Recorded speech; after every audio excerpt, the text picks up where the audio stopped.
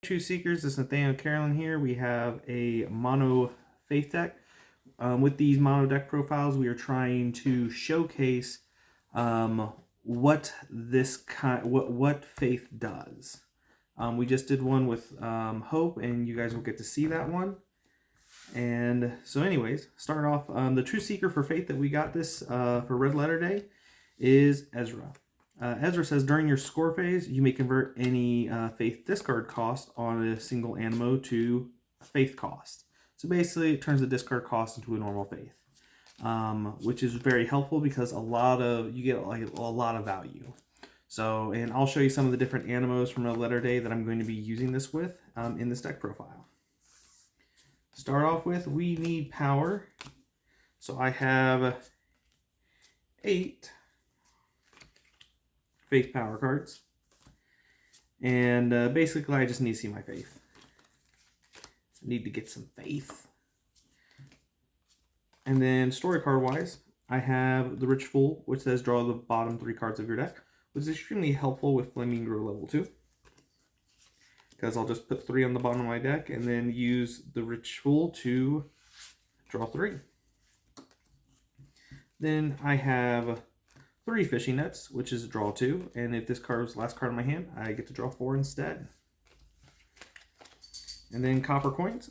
Faith doesn't have a whole lot of ability to search for power cards, so this is one of the ways that I get to do that. So I look top 7 card in my deck, place 2 power cards I find there directly in my power pool, and shuffle my deck afterwards.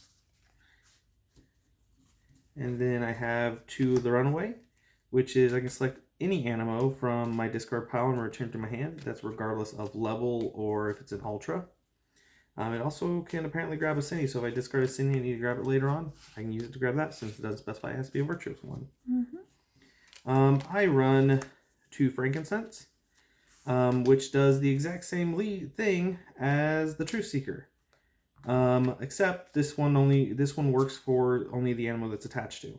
So I only run 2 because this acts as my 3rd one.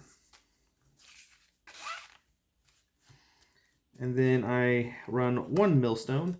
So Millstone can only be attached to a Cine that has an ability. And this nullifies the ability and replaces it with this effect.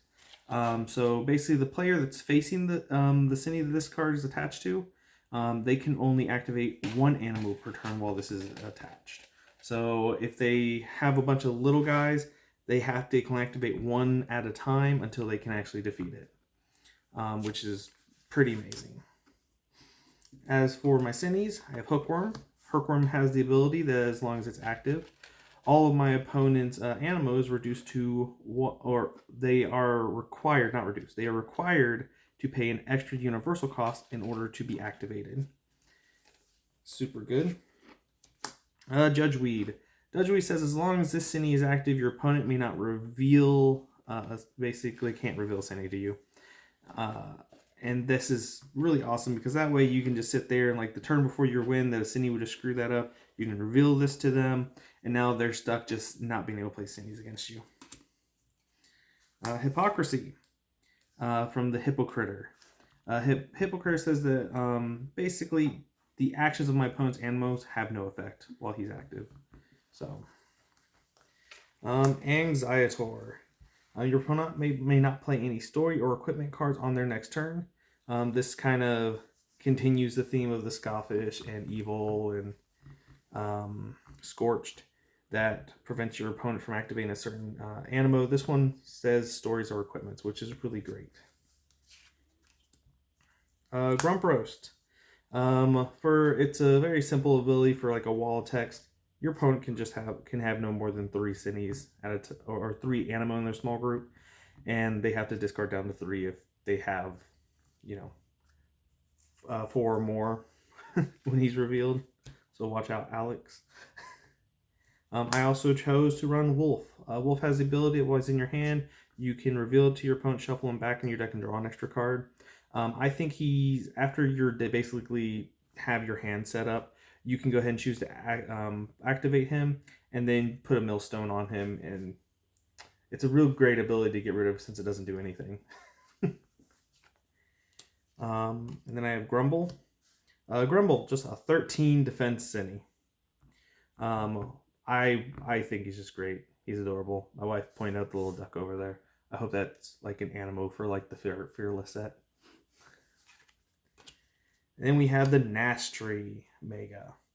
16 defense, really good. It has like 3 animos that have it's weak to, because it's all weak to Raspberry. Moving on to my Virtuous Animo. I run 2 Mercifier. Has the ability that while this card's in my small group, I may choose to swap it with a level 1 Animo from my deck with the virtue points of 7 or less, and then shuffle my deck afterwards. I need a lot more ability to search out my Animo, and Mercifier helps fill that. Plus, he's a 2 for 7, which is really good. I run 2 Floraline level 1 and 1 Floraline level 2. Floraline level 1 is so I can get to Floraline level 2. Floraline level 2, as long as this is in my small group, there is no limit to the number of power cards that I can play from my hand into my power pool. Since this deck doesn't have a whole lot of ability to accelerate my power pool, Floraline helps make up for that if I have the power cards in my hand. I have 3 Quillo level 1, and I run 3 Quillo level 3. 2. Yeah, level 2. I was looking at the times 3. So this is a great Animo. Basically, it has the ability that I can place up to 4 of cards from my hand underneath of him, and then when I activate him, I can discard those cards underneath of him and gain 3 times the number of points from the cards that were underneath of him. So basically, I can pay 1 to get 12 if need be, and that is actually, this counts as underneath of him. Mm-hmm. I can discard this card and I can gain 15 for 1. That's a little bit ridiculous. All right, moving on. Having a little moment of realization there. Flamingro level 1 and 1 Flamingro level 2. Flamingro has the is basically a 4 for 3, terrible value out of it, but it grows into Flamingro level 2. There's a Flamingro and a Quillo for every Animo kind this set. This one has the ability that when it is played to grow on top of Flamingro level 1, I can choose up to 3 cards from my discard pile and place them on the bottom of my deck in any order. And then I'm probably going to play the Rich Fool, so that way I can just draw the bottom 3 cards of my deck. So that way I just get those back. It's really powerful. All right, and then I have 3 my seals. It has the action that says you may return a story card from your discard pile back to your hand. It is a 1 for 5 but has a discard cost, which I'm going to nullify with Ezra. And then down to my win conditions of the deck. I have 3 Trusty level 1, 3 Trusty level 2.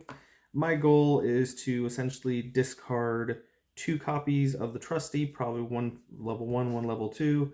Activate the other ones for cost of 1, or if I can discard 3 Trusties, I'm going to activate one of the Trusty level 2s for free.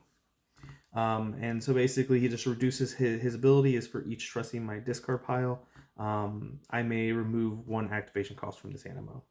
So essentially he's like a fair stagnatic. Mm-hmm. I also like him. He's a big floofy dog.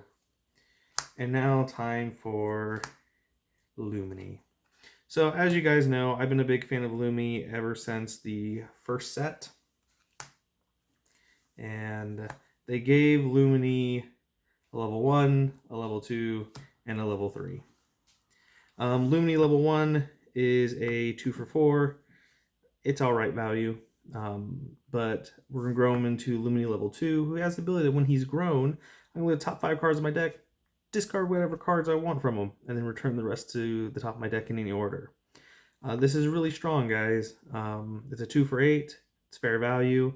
Has an ability that discards it to set it up for when it does get the action on its level 3. The level 3 says, You may select up to 3 standard power cards from your discard pile and place them directly into your power pool.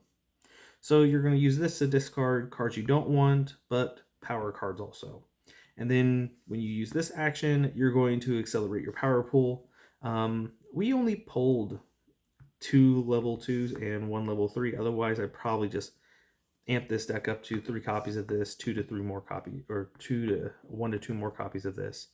And that way, I can just do that a lot more often, since that would be the main focus. I like my Lumini boy. And then we have Avalanche Ultra. So Avalanche Ultra is a 2 discard faith for 11, which I can use Ezra to turn that into 2 normal faith, so I don't have to discard them. And then he's just a 2 for 11, which is just awesome value, especially considering that other Ultras are like a 3 for 10 or 3 for 11. And then finally, gotta run that Lumini Ultra. Lumini Ultra does not have an interaction with Ezra other than the fact that he provides faith and he costs faith. He is a 4 faith, 4/15, which is just fair. But